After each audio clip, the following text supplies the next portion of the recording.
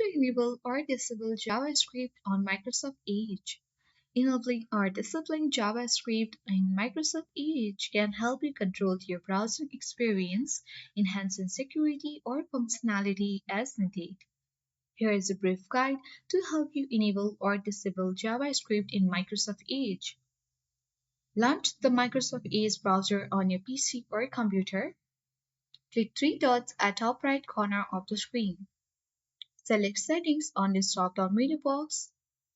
On the Settings panel, you have to select Cookies and Site Permissions. Under Site Permission, scroll down and locate the option of JavaScript.